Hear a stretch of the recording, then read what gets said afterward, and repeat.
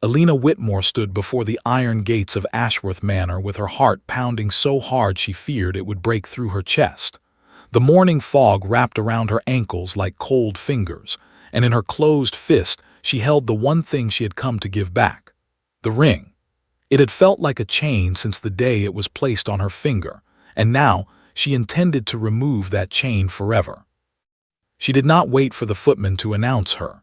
She pushed past him, her boots striking the marble floor of the entrance hall with a sound that echoed through the silent house. Every step she took felt like walking toward a storm she could not see but knew was coming. The study door stood open. Alexander was near the window, tall and still, dressed in dark clothes that made him look carved from shadow. He did not turn when she entered, though he must have heard her boots on the stairs. He must have known she was coming, and yet he stood there unmoving, as though her arrival meant nothing at all. "I have come to return this," Alina said, her voice steadier than she felt. She stepped forward and placed the ring on the polished desk between them. The small sound of metal touching wood seemed louder than any shout. "Our arrangement is finished, Your Grace. I will not marry you." For a long moment, the only sound in the room was the ticking of a tall clock in the corner. Then Alexander turned, and his gray eyes settled on her with a calm that unsettled her more than any anger could have. "You may leave the ring," he said quietly. "You may not leave this house." Alina blinked, certain she had misheard him. "I beg your pardon." "You heard me clearly, Miss Whitmore." He walked toward the desk, his steps unhurried, and picked up the ring between two fingers, studying it as though it were nothing more than a curious object. "The roads beyond these gates are not safe today. There has been flooding near the eastern bridge, and the only other route runs through land that no longer belongs to your family. That is not your concern. It became my concern the moment your father signed the papers that placed his debts under my protection." His voice did not rise, but something in it sharpened, like a blade catching light. "You are free to hate me, Miss Whitmore. You are not free to leave without my permission, not until matters between our families are settled properly." Alina felt the floor tilt beneath her feet. She had rehearsed this moment for 3 days, imagining herself walking out with her head high, the ring left behind like a closed chapter. She had not imagined this. She had not imagined him refusing to simply let her go. "You cannot keep me here against my wishes," she said, though even as she spoke the words, she heard how thin they sounded in the vast, cold room. "I am not keeping you prisoner." Alexander set the ring down again, this time closer to the edge of the desk, as though daring her to take it back. "I am asking you to remain until the storm clears and until I have spoken with your father about what happens next. After that, if you still wish to leave, I will not stop you. And if I walk out that door right now, then you will do so knowing that your father's remaining properties will be seized within the week, and your younger sister will have nowhere to live come winter." He said it plainly, without cruelty, as though stating the weather. "I am not threatening you, Miss Whitmore. I am telling you the truth, which is more than most men in my position would offer." Alina's hands curled into fists at her sides. She wanted to scream at him, to tell him that his coldness was exactly why she could never marry him, exactly why she had ridden 3 hours in the cold morning air to end this arrangement before it ruined her life. But the mention of her sister, of Charlotte, stopped the words in her throat. "You planned this," she said instead. "You knew I would come to return the ring, and you prepared this excuse to trap me here." Something flickered across his face, so quick she almost missed it. "I assure you, I did not know you would come at all. I had begun to believe you never would." The quiet honesty in that answer struck her harder than any argument could have. She studied him, searching for the mockery she was certain must be hiding somewhere in his expression, but found only a tiredness she had not noticed before, shadows beneath his eyes that spoke of sleepless nights. "How long," she asked finally, "would I be expected to stay?" "A few days, perhaps a week, until the roads clear and I have written to your father." He gestured toward the door. Margaret will show you to a room. You need not see me again during your stay if that is your wish." It should have comforted her, that offer of distance. Instead, it left a strange hollow feeling in her chest that she refused to examine too closely. A woman appeared in the doorway as if summoned by his words, gray-haired and sharp-eyed, wearing the plain dark dress of a housekeeper. "This way, miss," Margaret said, not unkindly, though her gaze moved between Alina and the Duke with obvious curiosity. Alina followed her out of the study, casting one last glance over her shoulder. Alexander had already turned back to the window, his broad shoulders rigid, the ring still lying forgotten on the desk behind him. She told herself she did not care what he was thinking. She told herself the tightness in her chest was only anger. She did not believe herself, not entirely. The room Margaret led her to was on the second floor, facing the gardens, tastefully furnished in soft blues and creams that felt strangely warm for such a cold house. A fire had already been lit in the hearth, and fresh linens had been placed on the bed, as though someone had known she would need a room prepared before she herself had decided to come. "His Grace ordered this room made ready 3 days past," Margaret said, catching the question before Alina could ask it. "Said a guest might be arriving." Alina said nothing, though the information settled uneasily in her mind. 3 days ago, she had not yet decided to ride to Ashworth Manor. 3 days ago, she had still been arguing with her father in the parlor of their own modest house, insisting there must be another way to save the family from ruin besides binding her to a man known throughout the county for his silence and his cold manner. She sat by the window once Margaret had gone, watching gray clouds gather over the distant hills, and turned the events of the morning over in her mind. She had come to end things. Instead, she found herself a guest, or perhaps a prisoner dressed in the soft language of hospitality, in the very house she had sworn never to enter again. Downstairs, she could hear faint voices, servants moving through their duties, the distant clatter of dishes being prepared for a midday meal she doubted she could stomach. She thought of her father, likely packing the floor of their sitting room, waiting for news. She thought of Charlotte, only 16, who did not yet understand how close their family stood to losing everything.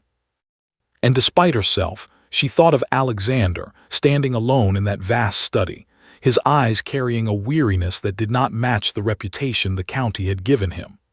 Cold Duke, they called him behind gloved hands and painted fans. A man who felt nothing, who wanted nothing but land and title and order. Yet he had prepared a room for her 3 days before she decided to come. Alina pressed her palm against the cold glass of the window and tried to steady her racing thoughts. Whatever game was being played here, whatever reasons lay beneath his refusal to let her go, she intended to discover them. She had not survived the collapse of her family's fortune by remaining ignorant of the forces working against her, and she would not begin now, not even within the walls of Ashworth Manor. A soft knock came at her door sometime later. When she opened it, she found a young maid holding a folded note, her cheeks flushed as though she had hurried up the stairs. "From His Grace, miss," the maid said, and slipped away before Alina could ask any questions. Alina unfolded the paper with careful fingers. The handwriting inside was precise and controlled, much like the man who had written it. "I did not mean to frighten you this morning. The roads are truly unsafe, and I would not forgive myself if harm came to you on my account, whatever else lies between us. Please take supper in the dining hall this evening. I would like the chance to explain myself properly, if you will permit it." There was no signature, only the letter A, small and precise at the bottom of the page. Alina read the note twice, then a third time, searching for hidden meaning in every line and finding none but what appeared plainly written there. An apology, a request. Something almost gentle from a man the whole county believed incapable of gentleness. She should refuse. Every instinct told her to remain in her room until the roads cleared, and she could leave this place and its unsettling master far behind her. But another part of her, the same stubborn part that had ridden 3 hours through fog to return a ring she despised, wanted answers. She would go down to supper. She would listen to whatever explanation he offered. And then, whatever happened, she would find her way back to her family, back to the life that was hers to choose, no matter what the cold Duke believed he had the right to demand of her. Outside, the fog had not yet lifted from the hills, and somewhere beyond those gray hills, the storm he had spoken of was already gathering, dark clouds rolling closer with every passing hour, as though the sky itself understood that nothing in Ashworth Manor would remain simple for very long. Supper was set in a smaller dining room than Alina had expected, a round table near a fireplace, rather than the long formal hall she had imagined from the stories told about Ashworth Manor. Alexander stood when she entered, pulling out her chair himself rather than waiting for a servant to do it, and something about the small gesture unsettled her more than his coldness had that morning. "Thank you for coming down," he said once they were both seated. "I was not certain you would." "I nearly did not." Alina unfolded her napkin, keeping her eyes on the table rather than on him. "Curiosity got the better of me." A faint sound escaped him, almost a laugh, though it vanished as quickly as it appeared. "Then I shall try to satisfy that curiosity, though I doubt the answers will please you." He told her, over the first course, about the debts her father owed, sums far larger than Alina had realized, borrowed against land that had once belonged to her grandfather. He explained how those debts had come into his possession through a series of transactions she barely understood, business dealings involving shipping investments that had failed and creditors who had grown impatient. He spoke plainly, without embellishment, as though reciting facts from a ledger rather than describing the collapse of her family's future. "Why would you take on such debts at all?" Alina asked. "What benefit is there to you in ruining a family you have never even met?"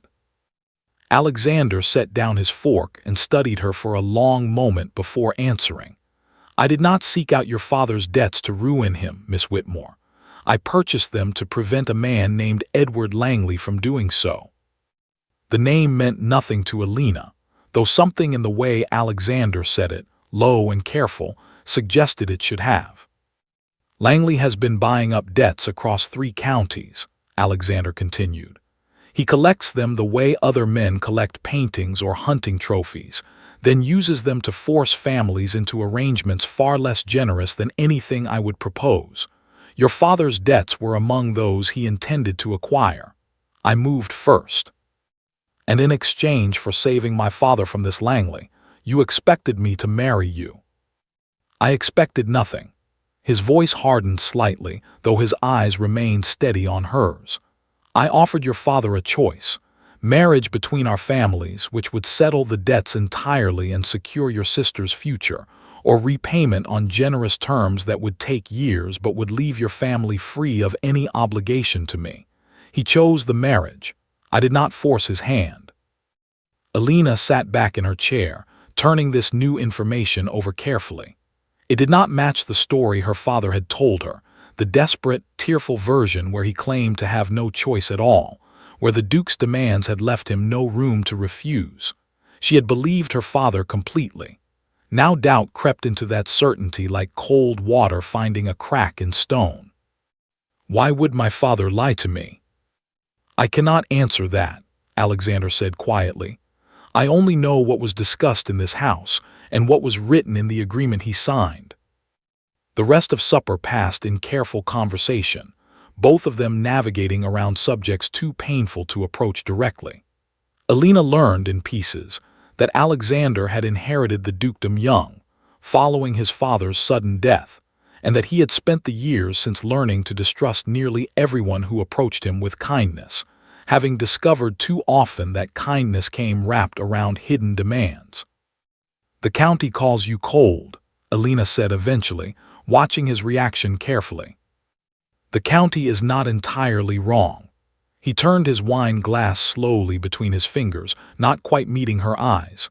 "I have found it safer to be thought cold than to be thought foolish. Warmth, in my experience, tends to be taken advantage of. There was a story behind those words. Alina could sense it. Some old wound he had no intention of revealing over a single supper to a woman who had arrived that morning intending to leave him forever. She did not press him further, though the questions lingered, quiet and persistent, long after they had risen from the table and parted ways for the evening. She slept poorly that night, her mind circling endlessly between anger at her father's deception and something far more confusing where her feelings toward Alexander were concerned. By morning, the storm he had predicted had arrived in full force, rain lashing against her window in heavy sheets, thunder rolling across the hills like distant cannon fire. There would be no leaving today, storm or no storm, road or no road. She found Alexander in the library after breakfast, seated near the window with a book open on his lap, though his eyes were fixed on the storm outside rather than the pages before him. He looked up when she entered, and something in his expression shifted, guarded and open all at once, like a man uncertain whether to welcome her presence or brace against it. "I did not expect to see you again so soon," he said. "The weather has left me with little else to occupy my time." Alina moved further into the room, drawn despite herself toward the shelves lined with books that reached nearly to the ceiling. "Your library is larger than I imagined." "My mother's collection, mostly. She loved to read more than anything else in this world." A softness entered his voice, brief but genuine. "She died when I was 12. My father followed 6 years later. This house has felt rather empty since." Alina paused at a shelf, her fingers resting against the spine of a worn book. "I am sorry." "You need not be. It was a long time ago." Yet the way he said it suggested the wound had not fully closed, no matter how many years had passed since it was first opened. They spent the better part of the morning in the library, an uneasy peace settling between them as the storm raged outside. Alexander recommended books he thought she might enjoy, and though Alina had come to Ashworth Manor prepared to despise every corner of it, she found herself surprised by how easily conversation flowed once his guarded manner began to ease. It was during this fragile peace that Beatrice arrived. Alina heard the commotion before she saw its cause, raised voices in the entrance hall, the sharp clip of boots against marble growing louder as someone approached the library with clear purpose. The door opened without a knock, and a woman swept inside, dressed in traveling clothes far too fashionable for such weather, her dark eyes immediately fixing on Alina with open curiosity. "Alexander, darling, you did not tell me you had a guest." Beatrice's voice carried a musical quality that did nothing to soften the sharpness beneath it.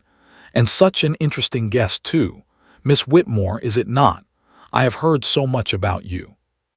Alexander rose from his chair, his posture stiffening in a way Alina had not seen before, not even during their tense confrontation in the study the previous morning.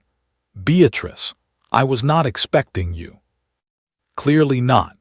Beatrice's gaze swept over Alina once more before settling back on her cousin.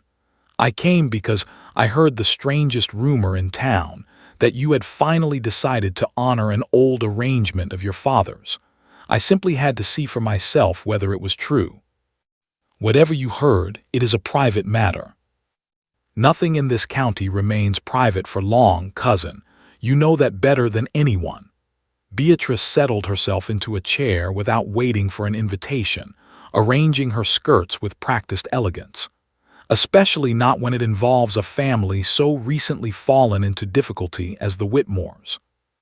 Alina felt heat rise in her cheeks, though she forced herself to remain composed, refusing to give Beatrice the satisfaction of watching her flinch. "I was not aware my family's affairs were of such interest to strangers." "Oh, I am hardly a stranger." Beatrice smiled, though the expression did not reach her eyes. "I am Alexander's closest living relative, and I have his best interests very much at heart, which is precisely why I feel obligated to ask, cousin, whether you have fully considered what this arrangement means for the family name." "I have considered it thoroughly," Alexander said, his voice carrying a warning Alina had not heard from him before. "And I would remind you, Beatrice, that decisions regarding this house and this family remain mine to make."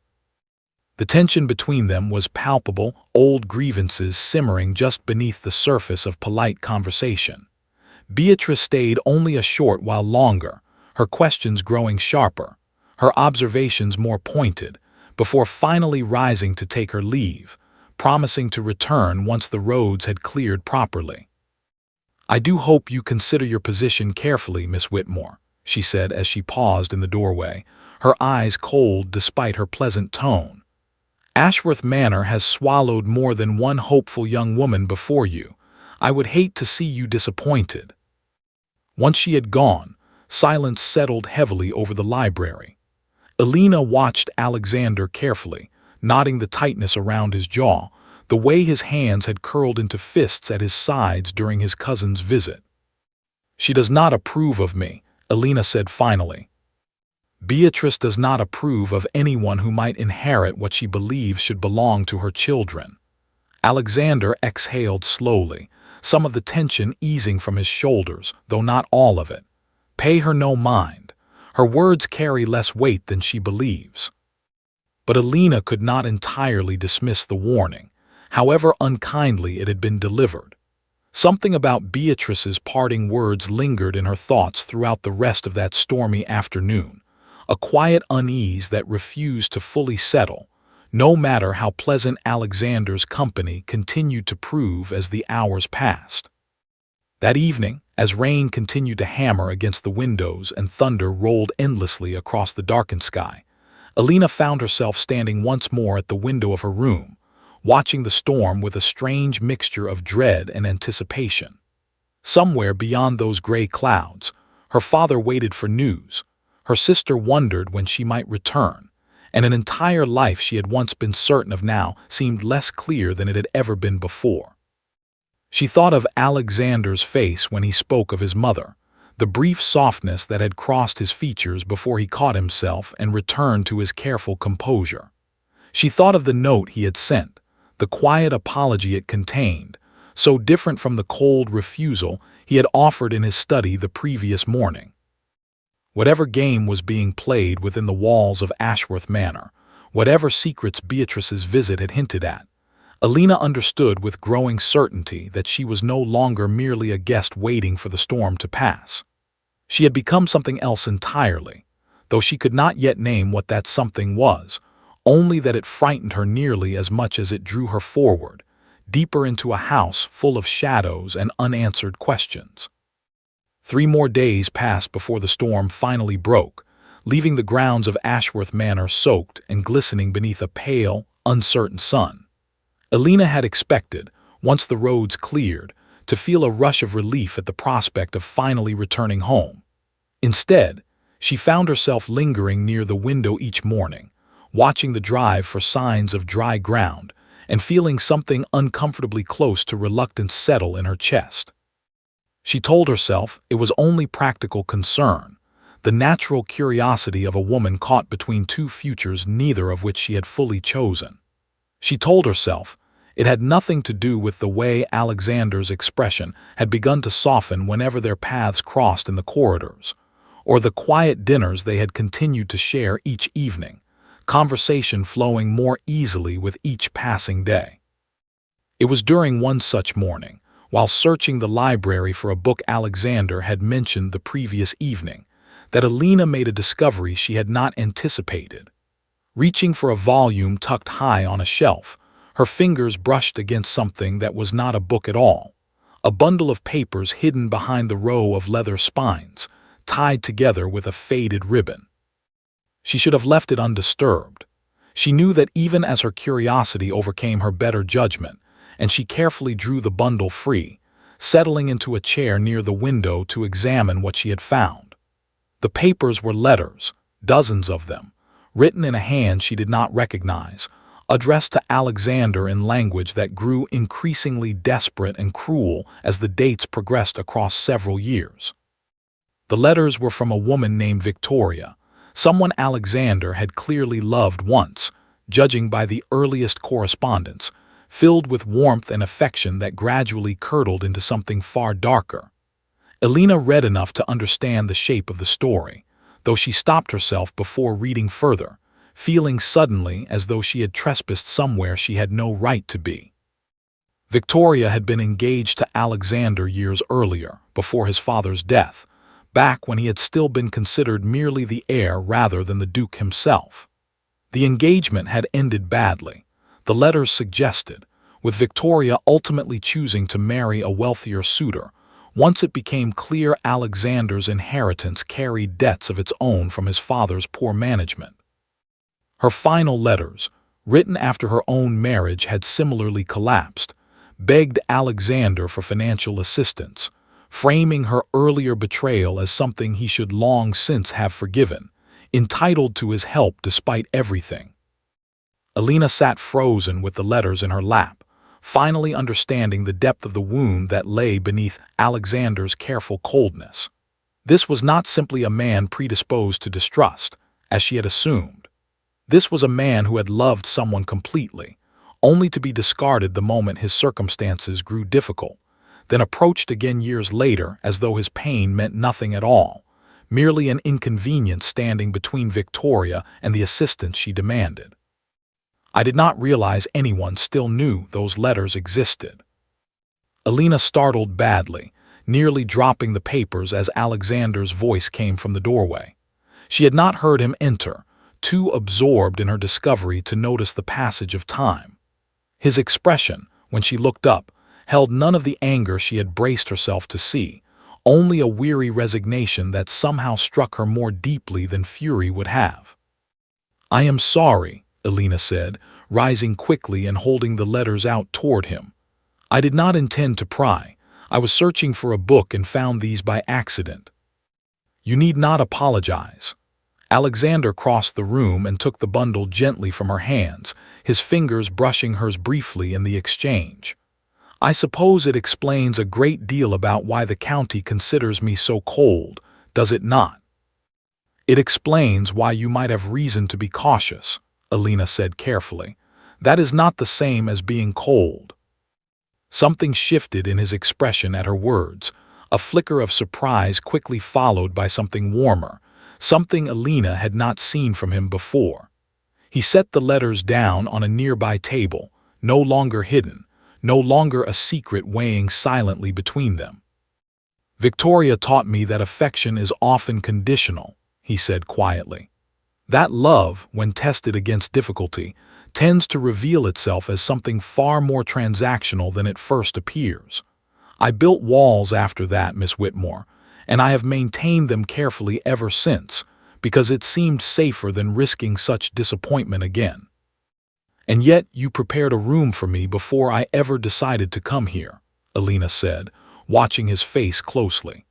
"That does not sound like the actions of a man determined to keep his walls intact."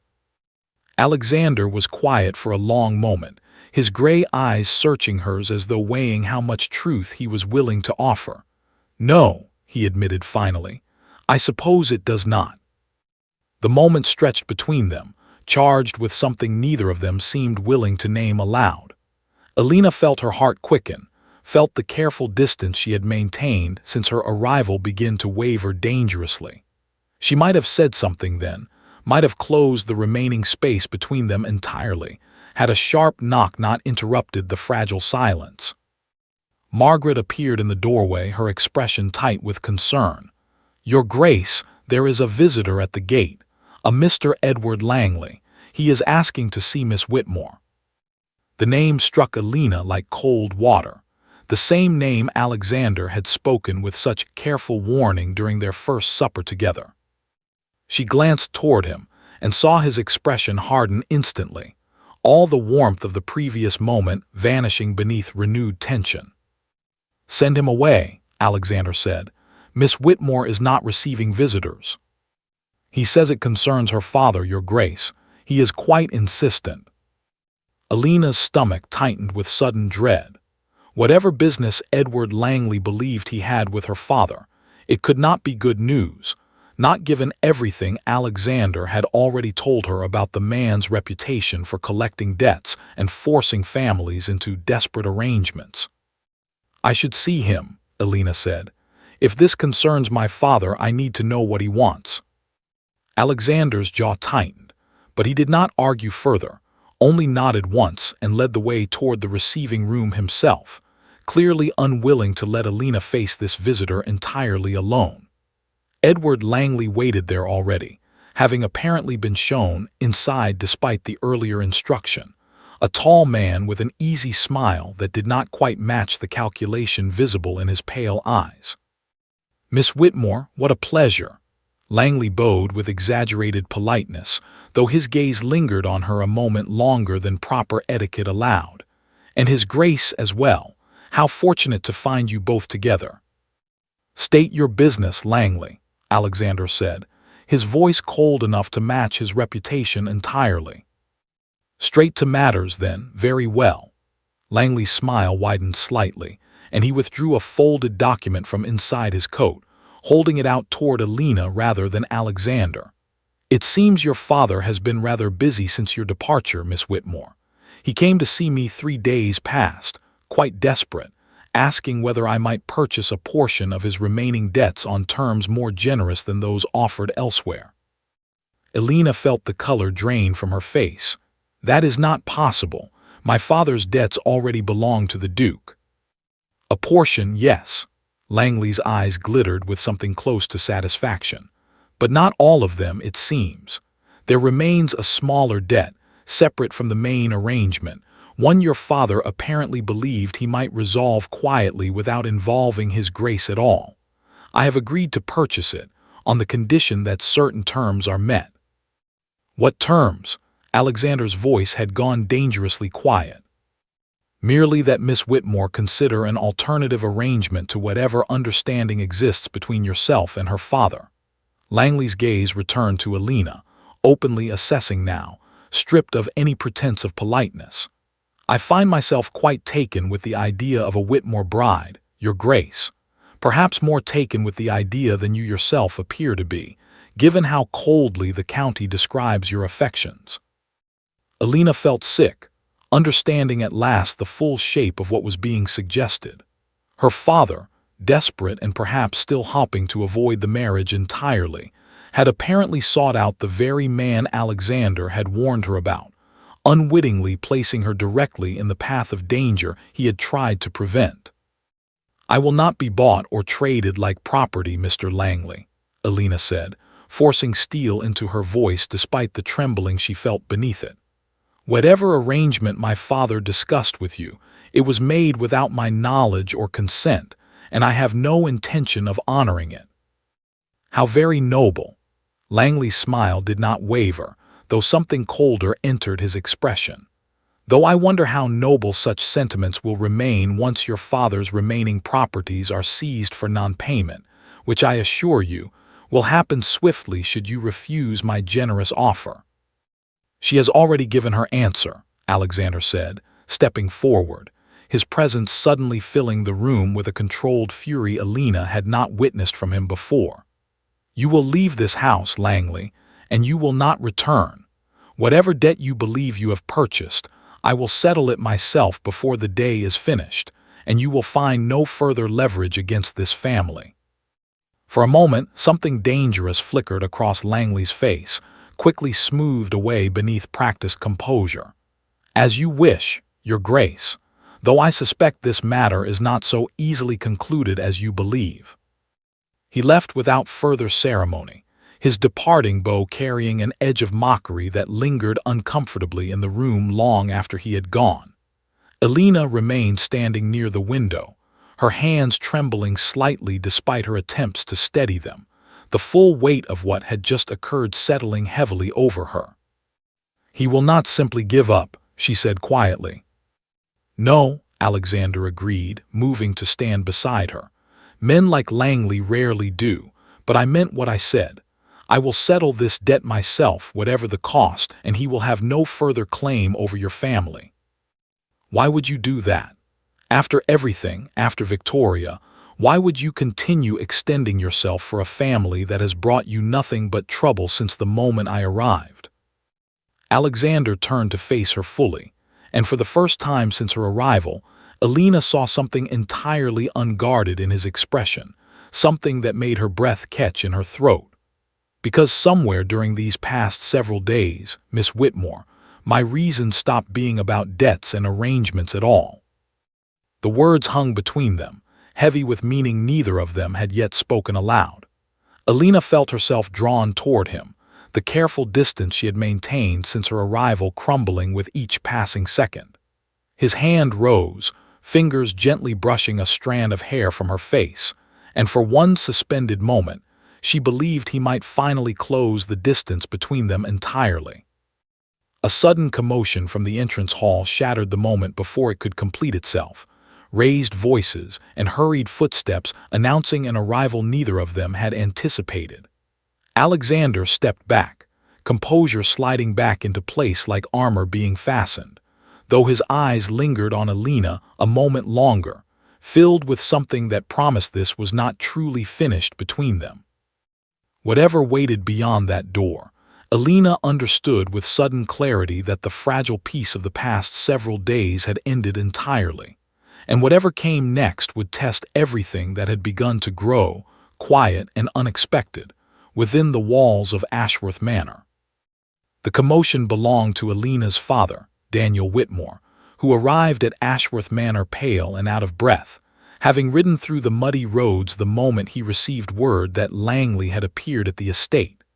Charlotte trailed behind him, her young face etched with worry, clutching her cloak tightly around her shoulders as though it might shield her from whatever trouble had brought them there. "Alina, thank heaven you are safe." Daniel crossed the room quickly, pulling his daughter into a brief embrace before turning his attention anxiously toward Alexander.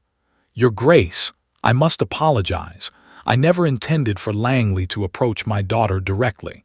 I only sought better terms, a way to spare you further burden given everything already resting on your shoulders." "We will discuss your dealings with Langley privately, Mr. Whitmore," Alexander said, his tone controlled though clearly strained. "For now, I am simply glad your family has arrived safely." Charlotte, meanwhile, had drifted toward Alina, her eyes wide with questions she seemed uncertain how to voice in present company.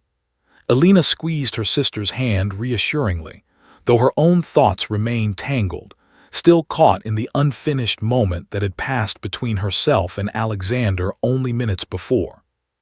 The household settled into an uneasy arrangement over the following days, with Daniel and Charlotte remaining as guests, while Alexander worked to resolve the tangled debt Langley had attempted to exploit. Alina found herself grateful for her family's presence, even as it complicated the quiet closeness that had begun growing between herself and Alexander, filling the halls of Ashworth Manor with voices and activity where before there had been only careful silence. It was Beatrice who returned first, arriving unannounced once again, this time with a folded letter clutched in her gloved hand, and an expression of practiced sympathy that immediately put Alina on guard. "Miss Whitmore, might I have a private word?" Beatrice asked, finding Alina alone in the garden one gray afternoon, while Alexander remained occupied with matters concerning the estate's finances. "I fear I have information you deserve to know, however painful it might prove." Alina's instincts urged caution, remembering Beatrice's earlier warnings and the coldness that had underlain her polished manners. Yet something in the woman's expression, a genuine discomfort that seemed difficult to fully fabricate, gave Alina pause. "What information?" she asked carefully. Beatrice hesitated, then held out the folded letter. "This was found among my late uncle's papers, written by Alexander himself several years past, before his father's death. I debated whether to show you at all, but I could not, in good conscience, allow you to proceed further without understanding the truth of his intentions." Alina unfolded the letter with trembling fingers, her eyes scanning the familiar, precise handwriting she had come to recognize over the past week. The letter, addressed to Alexander's father, discuss plans for eventual marriage, describing in cold, calculated terms the necessity of securing a wife whose family's debts could be absorbed advantageously, strengthening the estate's holdings through strategic arrangement rather than sentiment. Any wife I eventually take will serve the estate's interests above all else, the letter read. Affection, should it develop, would be a fortunate accident rather than a necessary foundation.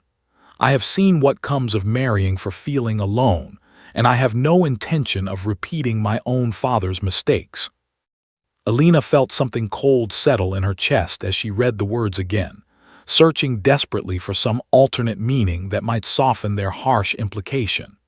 Had everything between them, the quiet conversations, the shared confidences about Victoria and his mother, the moment in the receiving room when his fingers had brushed against her face, been nothing more than careful strategy after all?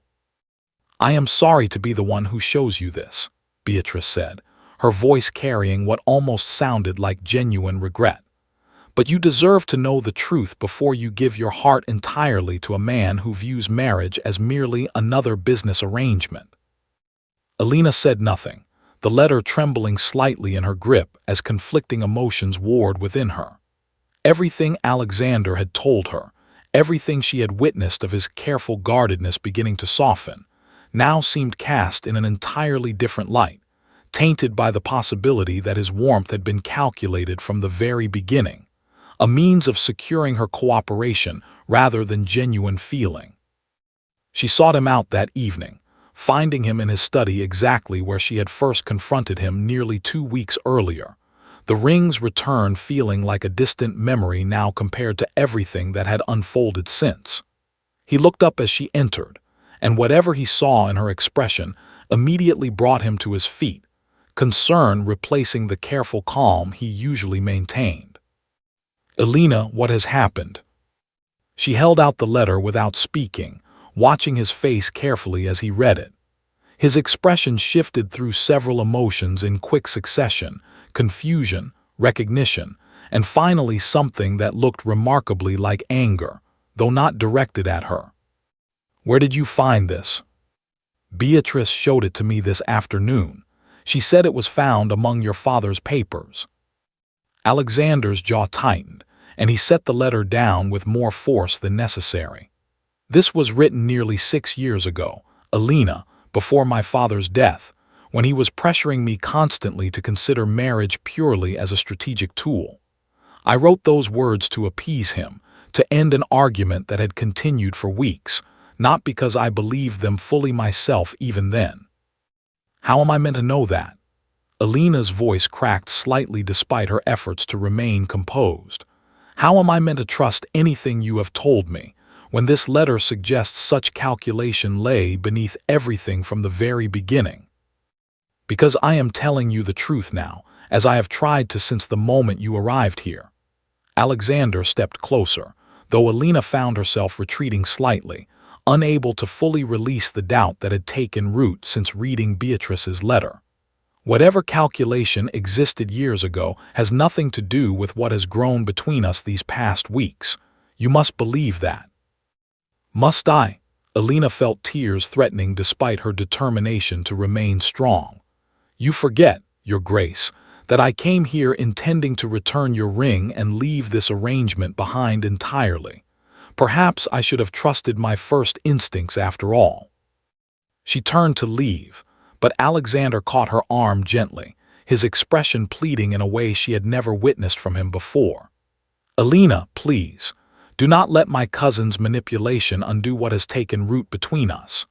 Beatrice has reasons of her own for wanting this arrangement to fail, reasons that have nothing to do with genuine concern for your well-being." "What reasons?" "Her son stands to inherit this estate should I remain unmarried without an heir past a certain age specified in my father's will. She has opposed every prospect of marriage I have considered these past years, not from family loyalty, but from her own ambitions for her child's future." Alina wanted desperately to believe him, yet the letter's cold words continued echoing through her thoughts, planting seeds of doubt that proved difficult to fully uproot despite his explanation. She pulled her arm free gently and left the study without further argument, retreating to her room where she remained through the following morning, wrestling with emotions too tangled to easily resolve. By dawn, she had reached a decision. Whatever truth lay buried beneath Beatrice's manipulation and Alexander's explanations, Alina understood she needed distance to think clearly, away from the confusing pull of feelings that had developed too quickly within the walls of this house. She packed her few belongings and made her way to the entrance hall, prepared finally to leave Ashworth Manor as she had originally intended weeks before. Alexander found her there, standing near the very door where their strange arrangement had first begun. The ring, which had remained on his desk since her arrival, now sat once more in her palm, offered back to him a second time. "You are truly leaving," he said quietly, though it was not quite a question. "I need time away from this house, from everything that has happened here, to understand my own feelings clearly." Alina held the ring toward him, her hand steadier than she expected given the ache building in her chest. "I cannot make decisions about my future while so uncertain about what has been genuine and what has been calculation." Alexander did not reach for the ring this time.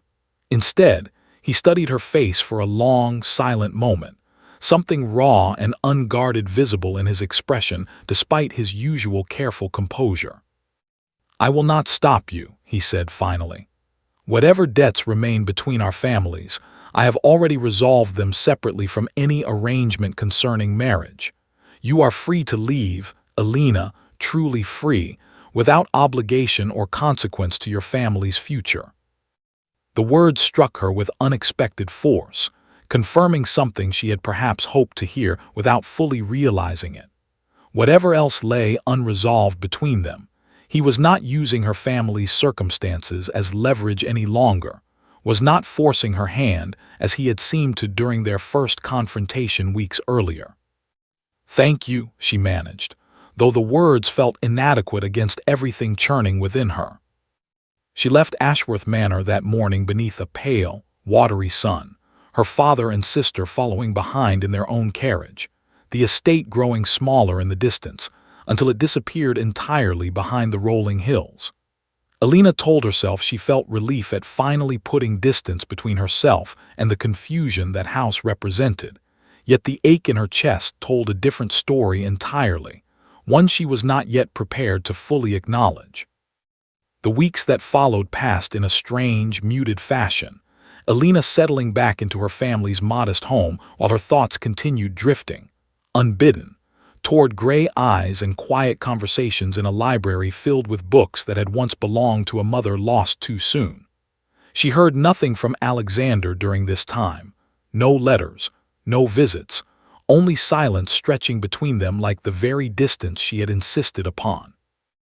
It was Charlotte who finally brought news that shattered the careful calm Alina had tried to construct around her wounded heart, arriving breathless one afternoon with a letter clutched in her hand, and an expression that suggested whatever it contained would change everything once again. "Alina, you must read this immediately," Charlotte said. "It concerns the Duke, and I fear something terrible has happened." Alina took the letter with hands that trembled before she had even read a single word, some instinct already warning her that whatever news it carried would not be gentle. The letter came from Margaret, the housekeeper at Ashworth Manor, her usually formal handwriting rushed and uneven across the page. "Miss Whitmore, I write to you against my better judgment. Knowing His Grace would not wish you troubled by matters he considers his own to bear. But I believe you deserve the truth. Mr. Langley has brought a legal claim against the estate, alleging that certain debt transfers were conducted improperly, and has petitioned to have Ashworth Manor's assets frozen pending investigation. His Grace suspects, and I believe rightly so, that Mrs. Beatrice Ashworth has provided false testimony supporting this claim, hoping to see the estate pass eventually to her own son. His Grace has not slept properly in days, Miss Whitmore, and I fear what this strain may yet cost him, both to his health and to everything he has worked to protect." Alina read the letter twice, her heart racing faster with each pass through its contents. Whatever calculation she had believed lay beneath Beatrice's earlier warning now revealed itself as something far more sinister than mere family rivalry, an active conspiracy between Beatrice and Langley to destroy Alexander entirely, using Alina's own doubts as one piece of a much larger scheme. "We must go to him," Alina said, already moving toward the door, her earlier hesitation burned away entirely by sudden, fierce clarity. "Charlotte, please ask Father to ready the carriage." The journey to Ashworth Manor felt endless despite taking scarcely 3 hours, Alina's mind racing through every possibility, every regret, every moment of doubt she had allowed to fester since reading Beatrice's carefully chosen letter weeks before. She understood now, with painful clarity, exactly how she had been used, a pawn in a scheme far larger than her own uncertain heart, manipulated at precisely the moment when trust between herself and Alexander had grown most fragile and most necessary. The manor looked different upon her return, the grounds less welcoming beneath heavy autumn clouds, servants moving through the halls with visible anxiety rather than their usual quiet efficiency. Margaret met her at the entrance, relief flooding her weathered face at the sight of Alina stepping through the door once more. "Thank heaven you have come, miss. He is in the study, though I fear you will find him much changed since your departure." Alina hurried through the familiar corridors, past the library where they had spent so many quiet mornings together, past the receiving room where Langley had first revealed his scheming intentions. She found Alexander exactly where Margaret had indicated, seated behind his desk surrounded by scattered papers, his usually immaculate appearance showing clear signs of exhaustion, dark shadows beneath his eyes and lines of strain visible across his features that had not been there weeks before. He looked up as she entered, and for a moment disbelief flickered across his face before something far more vulnerable replaced it entirely. "Alina, I did not expect to see you here again." "I received word of what has happened," she said, moving further into the room, her earlier doubts feeling suddenly foolish and small against the reality of the danger he now faced. "Langley's claim, Beatrice's involvement. Margaret wrote to tell me everything." "Margaret should not have troubled you with matters that no longer concern you." Yet even as he spoke the words, something in his voice betrayed how much her presence meant despite his protest, relief warring visibly with his usual guarded pride. "They concern me entirely, Alexander." Alina crossed the room and sat in the chair opposite his desk, the same chair where she had first sat during that tense supper weeks earlier when everything between them had still felt uncertain and new. "I have been foolish these past weeks, allowing doubt planted by your cousin to overshadow everything I witnessed with my own eyes during my time in this house. I should have trusted what I knew of your character rather than a single letter written years ago under circumstances I never fully understood." Alexander set down the papers he had been holding, his full attention now fixed entirely on her. "The letter troubled you more than I realized." "It did, though I understand now that letters, particularly those shown to us by people with reasons to deceive, do not always tell the complete truth." Alina leaned forward slightly. "Tell me what has actually happened here, Alexander. Tell me everything, and this time, I promise to trust what you tell me rather than allowing doubt to take root before you have finished speaking." He explained then, in careful detail, how Langley had approached the courts claiming irregularities in the debt transfer that had originally secured Alina's family's protection. Irregularities that existed only on paper. Beatrice herself had apparently helped falsify, hoping to see Alexander's finances collapse under legal scrutiny, while her own son waited eagerly to inherit whatever remained. "Why would she go to such lengths?" Alina asked. "Surely there are simpler ways to secure her son's future than destroying yours entirely." "Ambition rarely follows simple paths, Alina. Beatrice has watched her son grow up believing this estate should have been his birthright, resentful of circumstances that placed the title in my hands instead of hers upon my father's death.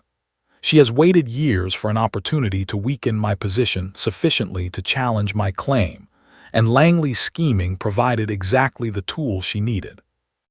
And the letter she showed me, the one describing marriage as merely strategic arrangement. Something flickered across Alexander's face, old pain resurfacing briefly before he pushed past it. That letter was genuine, written during a difficult period when my father pressured me constantly following Victoria's betrayal, insisting I approach any future marriage purely as strategic necessity rather than risk further heartbreak. I wrote those words to end an argument that had exhausted me entirely, not because I truly believed marriage could never hold genuine feeling. Beatrice knew exactly which words would wound you most deeply, having overheard enough of my father's demands during those years to understand precisely how to weaponize old pain against present happiness. Alina felt something within her finally settle, the last threads of doubt dissolving entirely beneath the sincerity visible in his exhausted expression.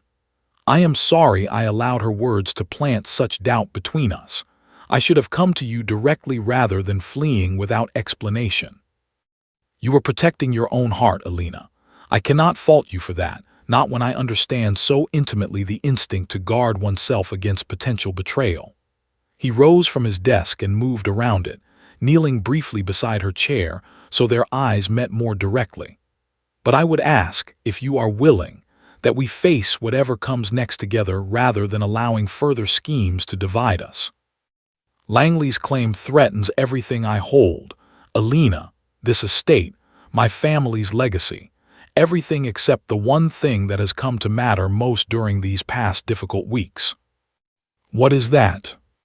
You, he said simply, without hesitation or careful calculation, the word carrying more weight than any elaborate declaration could have managed. Whatever happens with the estate, whatever Beatrice and Langley have schemed to destroy, I find I care far less about losing this house than I do about losing whatever chance remains between us. The confession hung in the air between them, raw and unguarded in a way Alina had never witnessed from him before, not even during their most intimate conversations in the quiet library. She reached forward and took his hand, feeling the slight tremor beneath his usual composed exterior, evidence of exactly how much courage this admission had required. We will face it together, she said firmly. Both matters, the legal claim and whatever remains between us. I am not leaving again, Alexander, not until we have settled both entirely. The following days passed in frantic preparation, Alexander's solicitor arriving to review every document Langley had submitted to the courts, searching for evidence of the falsification Alexander suspected lay hidden within the seemingly official paperwork. Alina remained close throughout, offering what support she could, her presence steadying him through hours of tense strategizing that stretched long into each evening. It was Margaret, ultimately, who provided the evidence that would prove decisive, having overheard a conversation weeks earlier between Beatrice and one of her household staff, discussing plans to alter certain dates on the original debt transfer documents before submitting them as evidence against Alexander's claim. Margaret's testimony, combined with careful examination by Alexander's solicitor revealing subtle inconsistencies in ink and handwriting across the supposedly official papers, provided exactly the foundation needed to expose the conspiracy entirely. The confrontation, when it finally came, took place not in a courtroom, but in the same study where everything between Alina and Alexander had first begun weeks earlier. Beatrice arrived expecting to discuss further legal strategy, apparently unaware that her scheme had already unraveled entirely, Langley having fled the county once word reached him that his falsified documents had been discovered and reported to proper authorities. "You look surprised to see me composed rather than desperate, cousin," Alexander said quietly, as Beatrice entered the study, her confident expression faltering slightly at the sight of his solicitor standing nearby, along with several documents spread across the desk. "Langley has already departed rather than face charges of fraud. I suspect he calculated, correctly, that facing legal consequence alone held far less appeal than sharing that burden with a co-conspirator. Color drained slowly from Beatrice's face as understanding dawned. "I do not know what you are suggesting." "Margaret overheard your conversation regarding the altered dates, Beatrice. Your own household staff have confirmed as much when questioned by my solicitor." Alexander's voice remained calm, though something steely had entered it, years of careful restraint finally giving way to justified anger. "You very nearly succeeded in destroying everything my father built, everything I have worked to preserve since his death, all to secure an inheritance for your son that was never rightfully his to claim." Beatrice's composure crumbled entirely, desperate justification spilling forth about years of watching lesser men inherit what she believed her own child deserved, about sacrifices made and slights endured throughout a lifetime spent watching the Ashworth title pass beyond her own family's direct line. Alina watched from near the window, feeling something close to pity beneath her lingering anger, understanding perhaps for the first time the depth of resentment that had driven such elaborate scheming. "I will not pursue formal charges against you, Beatrice," Alexander said finally, once her desperate explanations had exhausted themselves entirely. "For the sake of whatever family loyalty remains between us, and for the sake of your son, who deserves better than watching his mother imprisoned for fraud. But you will leave this county, and you will make no further attempt to interfere in matters concerning this estate or my personal affairs. Should you break this agreement, I assure you, I will show far less mercy the second time."